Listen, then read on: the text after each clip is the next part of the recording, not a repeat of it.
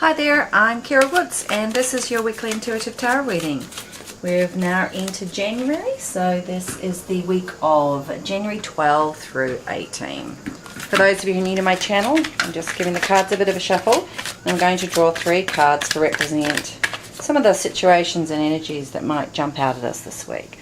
So the first card that just jumped out is the Wheel of Fortune. I might have to make this a little bit smaller here. There we go. And the last one on the deck is the King of Swords. Okay, so we're just going to have a bit of a look here to see what sort of our week's going to look like. The start of the week, Monday, Tuesday, middle of the week, and the end of the week. If you're new to my channel and you enjoy this reading, please do subscribe. Also, share the videos. Okay, so what can I see that's going to happen this week for you? So, first of all, we've got the Wheel of Fortune starting the week out, so fabulous. You know, definitely changes on the way. So if you've found that in 2014 that you've kind of had a year that you felt a bit stagnant or felt like, you know, things haven't been moving, haven't been changing, you know, this week's really going to start to show you areas of your life that have the potential to change. This is the kind of change that comes upon us that is not plain change, it's change that just naturally happens, a bit like the changing of the seasons. So whenever I see this card in the reading, it's definitely, it's definitely called the Wheel of Fortune. So some people see that as a bit of a fate or a change in your fate, however that might manifest. And that sort of change, though, it comes with, when we embrace that change, that can have, real, and we're open to it, can have really great potential and power to manifest however we might find. So some people sort of see this as a really good upswing in your luck. You're definitely going to find that things are turning the way that are better for you. You might find that could, manifest in all sorts of different ways.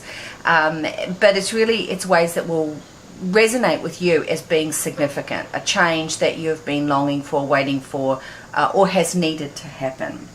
Perhaps you might even feel like things will come about that you really thought couldn't happen. So wow, it's a really uplifting. So you're going to find the first part of the week, if you're open to the change will really embrace your life in a way that you will feel really represents something that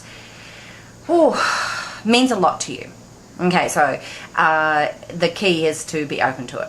Okay, and as the week moves on, now we've got the Ten of Pentacles. Okay, so definitely we're now looking at areas of your life around sort of stability. So that does include things like money, finances, could also indicate your home. And with the Ten of Pentacles, it's saying, I'm feeling very stable in that. So the change that occurs you might find is very much to do with your home or your finances or your family situation. But it's again, this card is saying to you, the change that has come about is going to make you feel there's a lot more stability.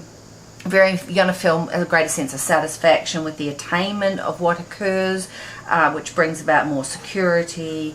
It could also be news of some money coming into your life, perhaps through family or third parties that you weren't expecting. So that's an unexpected sort of change. It can also represent a bit of a shift. The change could be around a more harmonious environment around you, so a focus on sort of the happiness of the collective. This card is also indicating that there's a lot to give. There's a lot around you that you have a lot to give. So you might find that in 2014 you were holding back a bit, that you're feeling like you had to hang on to your resources, and now you're finding as we're moving into the second week of January that you can free yourself up, that there is a lot more that you can give, that you have the capacity, that you are quite stable and secure, so you can enjoy more the collective of the abundance that is around you. And it sort of goes on that concept that you get more when you give more. So give through receiving, without ego, that just sort of realizing that I have a lot, and that can be in any different way, shape or form. It's the matter of giving what freely is able to give. You then going to move into the week as the week moves on. So we're kind of going to the end of the week now, but we're sort of throughout this reading I find it's the combination of all three. So we've got this change that's come in the week. We've embraced this change.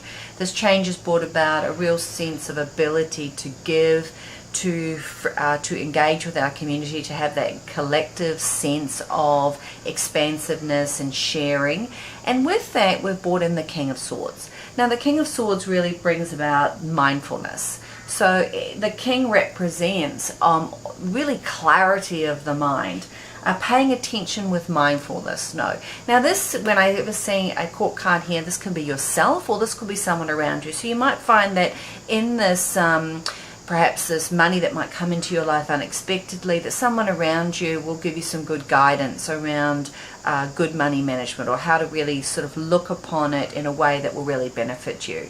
Perhaps it might be around financial planning, or it might be around the legal side of actually gaining access to the funds.